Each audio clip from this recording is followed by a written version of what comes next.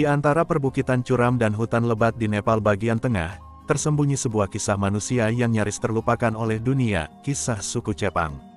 Mereka bukan sekadar kelompok etnis, mereka adalah penjaga alam, pemilik warisan budaya yang mendalam, dan simbol ketahanan hidup yang luar biasa. Asal-usul Chepang diselimuti kabut sejarah.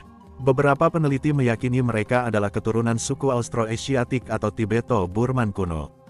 Bahasa mereka, yang juga disebut Chepang atau Ciobang, berdiri sendiri, unik dan penuh teka-teki linguistik, mencerminkan perjalanan panjang dan terisolasi dari masyarakat lain. Chepang dikenal hidup berpindah-pindah nomaden, hingga beberapa dekade silam. Mereka menggantungkan hidup sepenuhnya pada alam, berburu, meramu, dan bercocok tanam di ladang-ladang tumpang sari di lereng bukit. Bukan hal aneh melihat mereka memanjat pohon tinggi demi madu hutan atau menggali akar-akar liar untuk makanan. Bagi Chepang, hutan bukan sekadar tempat tinggal, ia adalah ibu, guru, dan altar kehidupan. Mereka memuja kekuatan alam, berkomunikasi dengan roh leluhur, dan menjalani ritual-ritual yang berakar dalam harmoni. Dukun atau pande memainkan peran penting, sebagai penyembuh, pemimpin spiritual, dan penjaga tradisi. Upacara mereka, penuh nyanyian, tarian, dan tabuhan alat musik sederhana, adalah perayaan hidup dalam kesederhanaan dan penghormatan pada semesta. Sayangnya, modernisasi tidak selalu berpihak pada Chepang. Mereka termasuk salah satu kelompok paling terpinggirkan di Nepal. Akses terhadap pendidikan, kesehatan, dan infrastruktur masih sangat terbatas. Meskipun begitu, semangat Chepang tidak pernah padam. Mereka terus bertahan, mencoba menjembatani adat dengan dunia baru, tanpa kehilangan jati diri. Di balik ketertinggalan ekonomi, Chepang menyimpan kekayaan budaya dan ekologis yang luar biasa. Dunia bisa belajar dari mereka tentang hidup selaras dengan alam, tentang menghormati bumi sebagai sumber kehidupan, dan tentang makna ketahanan sejati. Suku Chepang adalah kisah yang menunggu untuk didengar. Mereka bukan hanya bagian dari masa lalu Nepal, tapi potensi besar untuk masa depan yang lebih bijak, alami, dan manusiawi. Sudah saatnya dunia membuka mata dan mengulurkan tangan, bukan untuk mengubah Chepang, tapi untuk belajar dari mereka. Di balik gaya hidup sederhana dan tersembunyi di balik rimba Nepal, suku Chepang menyimpan segudang fakta yang memukau dan mencerminkan kearifan luar biasa yang jarang ditemui di dunia modern. Chepang tidak mengandalkan supermarket, pasar, atau toko. Segala kebutuhan pokok mereka, makanan, obat-obatan, bahkan bahan bangunan, diperoleh langsung dari hutan. Mereka mengonsumsi akar-akaran, buah-buahan liar, jamur, dan madu hutan, yang semuanya dipanen dengan teknik lestari agar tidak merusak ekosistem. Memanjat tebing curam atau pohon tinggi demi madu bukan hal asing bagi Chepang. Mereka punya keahlian luar biasa dalam berburu madu liar, bahkan dari lebah-lebah ganas seperti Apis dorsata. Madu ini tak hanya untuk konsumsi pribadi, tapi juga menjadi komoditas berharga untuk ditukar atau dijual. Bahasa Chepang merupakan salah satu bahasa minoritas Nepal yang tidak memiliki sistem tulisan tradisional. Semua pengetahuan, cerita, sejarah, dan adat istiadat diturunkan secara lisan dari generasi ke generasi, menciptakan tradisi lisan yang sangat kuat dan mengakar. Chepang dikenal dengan kerajinan tangan dari batu dan tanah liat, terutama alat-alat berburu atau peralatan rumah tangga sederhana. Beberapa bahkan menggunakan teknik purba seperti mengasah batu menjadi alat pemotong, sebuah jejak kehidupan manusia prasejarah yang masih hidup hingga kini. Alih-alih mengikuti agama besar secara penuh, banyak Chepang masih menganut kepercayaan animisme dan memuja roh-roh alam. Mereka percaya bahwa setiap pohon besar, batu besar, atau mata air memiliki jiwa yang harus dihormati. Mereka melakukan ritual permohonan izin sebelum menebang pohon atau membuka lahan. Sejak kecil, anak-anak Chepang sudah terbiasa membantu orang tua mencari kayu bakar, berburu serangga hutan, dan mengenali tanaman liar yang bisa dimakan atau dijadikan obat. Pendidikan mereka dimulai dari hutan, bukan dari buku, dan itu menjadikan mereka tangguh serta penuh naluri alami. Chepang memiliki tarian dan nyanyian tradisional yang menggambarkan kehidupan mereka dengan alam, musim panen, kisah leluhur, hingga legenda mistis. Alat musik mereka terbuat dari bahan alami seperti kulit binatang dan bambu, menciptakan irama yang menyatu dengan suara hutan. Meski banyak di antara mereka tak mengenyam pendidikan formal, pemahaman Chepang tentang lingkungan dan ekosistem sangat tinggi. Mereka tahu kapan harus berburu, kapan waktu terbaik menanam, serta bagaimana menjaga keseimbangan alam agar tak punah. Sebelum adanya kain komersial, Jepang membuat pakaian dari kulit kayu, daun lebar, atau serat alam yang diproses dengan teknik tradisional. Hal ini memperlihatkan betapa mereka benar-benar mandiri dari alam sekitar. Di zaman ketika globalisasi mengikis batas budaya dan menyamakan cara hidup, Jepang tetap berdiri teguh mempertahankan identitas mereka. Meski beberapa mulai mengenal teknologi, banyak dari mereka masih menjaga adat leluhur seakan waktu berhenti berjalan. Suku Jepang adalah potret langka dari manusia yang hidup dalam simfoni dengan alam. Di dunia yang makin bising oleh ambisi dan konsumsi, kisah mereka adalah napas segar tentang harmoni, ketahanan, dan kebijaksanaan. Mereka bukan hanya bagian dari Nepal, mereka adalah warisan dunia. Mereka hidup di tempat yang jarang dijangkau manusia, di lereng-lereng terjal, hutan lebat, dan desa-desa kecil terpencil di wilayah perbukitan tengah Nepal, terutama di distrik Dading, Makwanpur, Chitwan, dan Gorkha. Inilah rumah suku Jepang. Tak ada kemewahan, tak ada kemudahan. Tapi di balik kesederhanaan itu, tersembunyi kekuatan luar biasa, kemampuan bertahan hidup. Kebanyakan keluarga Jepang tinggal di rumah-rumah sederhana yang terbuat dari kayu, lumpur, dan jerami. Lokasinya seringkali jauh dari pusat kota, bahkan dari desa lain. Untuk mencapai sekolah atau pasar terdekat, mereka harus berjalan kaki berjam-jam melintasi bukit dan sungai. Namun mereka tak mengeluh. Alam adalah tempat mereka tumbuh, belajar, dan hidup. Jepang tidak memiliki tanah yang luas atau subur. Ladang mereka dibuat di lereng curam dengan sistem ladang berpindah, shifting cultivation, yang dikenal secara lokal sebagai Horia farming. Mereka menanam jagung, millet, singkong, dan umbi-umbian dengan alat sederhana. Hasil panen sering tak mencukupi, tapi mereka terus beradaptasi.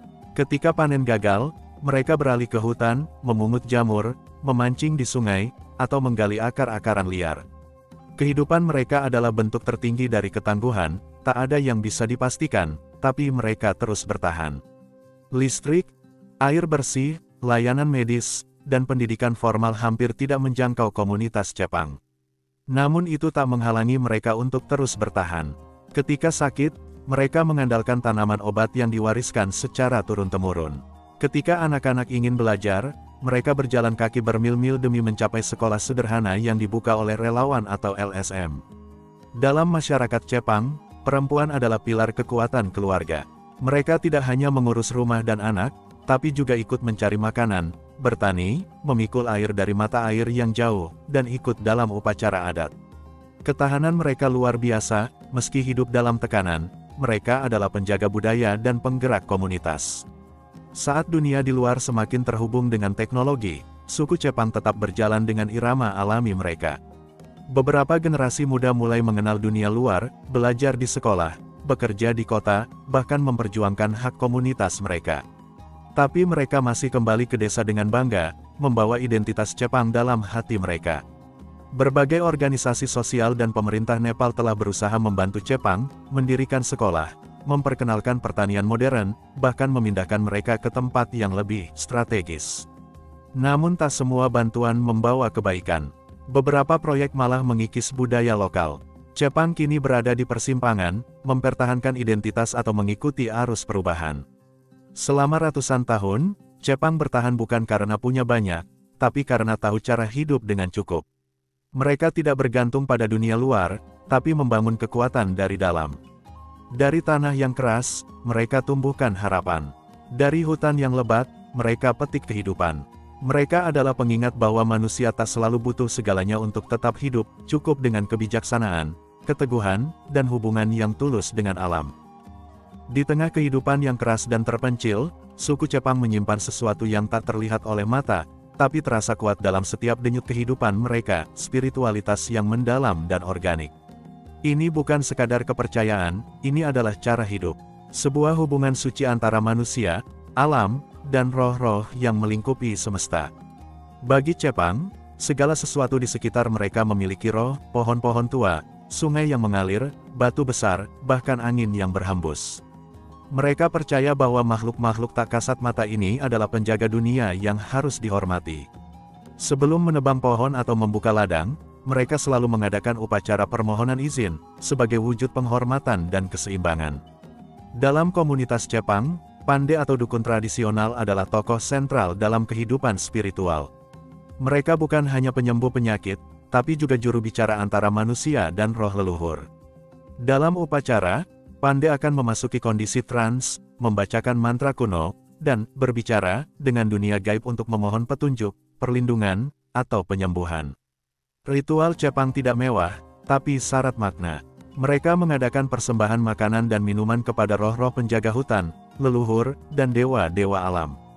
Tarian dan nyanyian tradisional sering menyertai upacara tersebut, menggambarkan kisah penciptaan, musim, dan siklus hidup. Dalam momen-momen ini, seluruh komunitas berkumpul sebagai satu kesatuan spiritual. Cepang sangat memperhatikan musim dan hari-hari tertentu yang dianggap sakral. Musim tanam, panen, atau datangnya hujan besar selalu diiringi dengan doa-doa dan sesajen.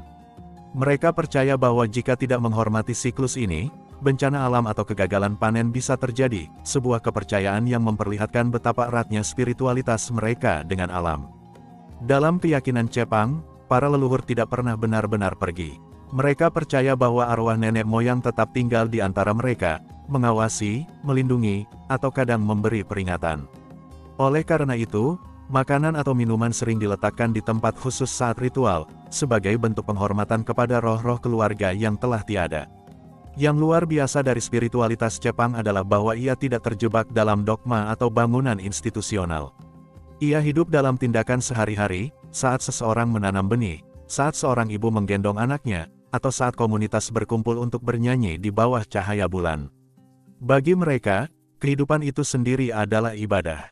Ketika dunia semakin terputus dari alam dan nilai-nilai spiritual tergantikan oleh kecepatan serta materi, Cepang menunjukkan jalan yang berbeda. Mereka mengajarkan bahwa hidup dengan kesadaran, menghormati yang tak terlihat, dan menjaga keharmonisan dengan lingkungan adalah bentuk spiritualitas tertinggi. Dalam senyap hutan dan sederhana hidup mereka, Cepang menyimpan suara alam, dan mungkin, suara jiwa manusia yang sesungguhnya. Budaya bagi suku Cepang bukan sekadar warisan leluhur, melainkan napas kehidupan yang melekat dalam setiap langkah mereka. Dari cara berpakaian hingga upacara sakral, dari kisah rakyat hingga makanan khas, seluruh elemen budaya Cepang mencerminkan kesederhanaan yang anggun dan kedalaman filosofi yang luar biasa.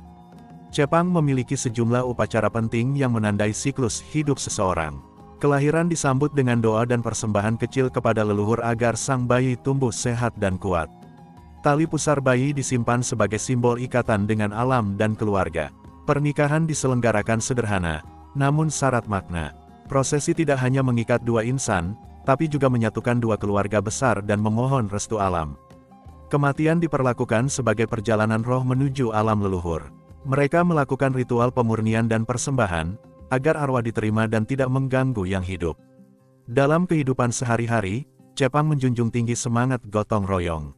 Mereka membangun rumah bersama, bertani bersama, dan membantu satu sama lain dalam masa-masa sulit. Tidak ada hierarki keras, semua dianggap setara, dan keputusan komunitas diambil secara musyawarah, biasanya dipimpin oleh orang tertua atau tokoh adat. Bahasa Cepang adalah bagian penting dari identitas mereka. Sayangnya, jumlah penutur aktif terus menurun karena tekanan bahasa nasional dan globalisasi. Namun, upaya revitalisasi sedang dilakukan melalui dokumentasi bahasa, pengajaran lokal, dan pelibatan generasi muda untuk tetap menggunakan bahasa ibu mereka. Cepang memiliki kekayaan seni yang hidup dalam lisan. Tarian tradisional seperti Gatu dan Maruni digelar pada momen-momen sakral, seringkali diiringi genderang dari kulit hewan dan tabuhan bambu. Cerita rakyat mereka berisi legenda penciptaan dunia, asal-usul hutan, hingga peringatan moral bagi generasi muda. Nyanyian adat dilantunkan untuk merayakan panen, mengiringi pernikahan, atau menyambut musim hujan, semua menyatu dalam alunan yang menyentuh dan membumi. Makanan khas Cepang menunjukkan kepandaian mereka mengolah sumber daya alam. Mereka membuat dindo olahan dari jagung atau millet, sisnu kotar kari, sup dari daun jelatang yang diproses dengan teknik khusus agar tidak gatal, serta berbagai jamu dan minuman tradisional dari akar dan rempah hutan. Setiap masakan bukan hanya makanan, tetapi juga simbol pengetahuan lokal dan koneksi dengan alam.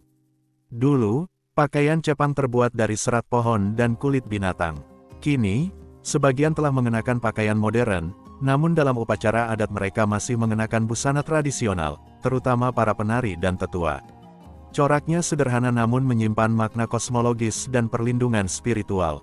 Chepang tidak memiliki banyak festival besar seperti masyarakat Hindu mayoritas Nepal, namun mereka memiliki perayaan kecil yang sangat bermakna. Festival panen, saat semua keluarga berkumpul dan bersyukur atas hasil ladang. Ritual musim tanam, saat mereka memohon hujan dan hasil yang melimpah. Perayaan ini dilakukan dengan tari-tarian, pesta kecil, dan doa bersama di tengah alam terbuka. Meski zaman berubah, adat Chepang tetap menjadi jangkar yang menjaga mereka tak hanyut dalam arus. Dalam setiap upacara dan kebiasaan, terlihat betapa kuatnya mereka berpegang pada nilai-nilai keseimbangan, kebersamaan, dan penghormatan terhadap kehidupan. Mengenal suku Chepang tak lengkap tanpa menyelami akar sejarah mereka yang dalam dan penuh teka-teki. Di balik kehidupan sederhana dan terisolasi mereka hari ini, terbentang kisah panjang tentang asal-usul, migrasi purba, dan keberadaan yang teruji oleh waktu. Sejarah Chepang bukan ditulis di batu atau naskah kerajaan, melainkan hidup dalam nyanyian nenek moyang, dalam legenda lisan yang diwariskan turun-temurun. Suku Chepang diyakini sebagai salah satu kelompok etnis pribumi tertua di wilayah Bukit Tengah Nepal.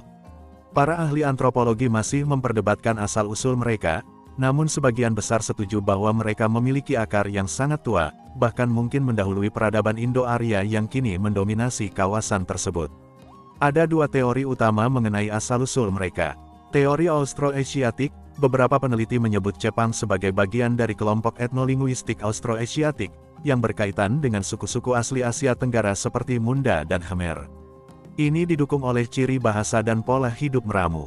Teori Tibeto-Burman, teori lain menyebut Chepang sebagai bagian dari rumpun Tibeto-Burman, yang bermigrasi ke selatan dari daerah Himalaya dan Tibet. Bahasa Chepang memang memiliki elemen yang berkaitan dengan bahasa-bahasa di kawasan ini. Namun uniknya, bahasa Chepang tidak sepenuhnya cocok dengan kelompok manapun, menjadikannya sebagai bahasa isolat yang berdiri sendiri, bukti nyata betapa unik dan misteriusnya leluhur mereka. Selama berabad-abad, Chepang hidup nyaris terlepas dari sejarah politik dan kerajaan Nepal. Mereka tidak ikut dalam peperangan besar, tidak tercatat dalam dokumen kerajaan, dan tidak menjadi bagian dari struktur kasta Hindu. Kehidupan mereka tersembunyi di balik bukit dan hutan, seakan berjalan dalam waktu yang berbeda, waktu alam. Ketika kerajaan-kerajaan di Nepal bersatu pada abad ke-18, Chepang tetap di pinggiran. Mereka tidak ditaklukkan dengan kekerasan, tapi juga tidak diberdayakan. Hubungan mereka dengan negara sebagian besar bersifat administratif, dan seringkali, mereka justru lebih banyak diabaikan. Asal-usul nama, Chepang, sendiri masih tidak jelas. Dalam bahasa mereka, tidak ada penjelasan pasti. Namun dalam berbagai dokumen kolonial dan lokal, istilah ini digunakan untuk mengidentifikasi kelompok yang tinggal di wilayah perbukitan, berbicara bahasa unik, dan hidup sebagai pemburu pengumpul. Ada pula anggapan bahwa Chepang adalah istilah yang diberikan oleh masyarakat luar, sebuah label yang kemudian melekat, meski mereka menyebut diri mereka dengan nama-nama berbeda dalam dialek lokal. Hingga beberapa dekade lalu, Chepang masih menjalani gaya hidup semi-nomaden, berpindah dari satu bukit ke bukit lain untuk bertani secara berpindah. Namun karena tekanan pemerintah untuk menetap, hilangnya hutan, dan pengaruh dunia luar, mereka perlahan mulai membangun pemukiman tetap. Meski menetap, pola hidup mandiri dan ketergantungan pada alam masih tetap kuat. Perubahan ini tidak menghapus identitas mereka, melainkan menjadi titik baru dalam sejarah panjang perjuangan untuk tetap menjadi Chepang dalam dunia yang terus berubah. Tak seperti bangsa-bangsa besar yang mencatat sejarahnya dalam kitab dan prasasti, sejarah Chepang hidup dalam cerita lisan. Para tetua adalah penjaga sejarah mereka. Mereka menceritakan asal-usul dunia, kisah pahlawan hutan, dan makna setiap gunung serta sungai. Meski tak ada tanggal atau angka pasti, ingatan kolektif mereka adalah museum hidup, dan setiap generasi diberi tanggung jawab untuk menjaganya. Hari ini, suku Chepang mungkin tidak tercatat dalam halaman-halaman sejarah resmi Nepal. Tapi mereka adalah bagian tak terpisahkan dari sejarah sejati negeri itu, sejarah yang tumbuh bersama akar pepohonan, mengalir dalam sungai, dan bergema dalam hutan-hutan yang masih mereka jaga. Mereka bukan hanya sisa masa lalu. Mereka adalah bukti bahwa manusia bisa hidup selaras dengan alam selama ribuan tahun, dan tetap bertahan, tanpa kehilangan jati diri.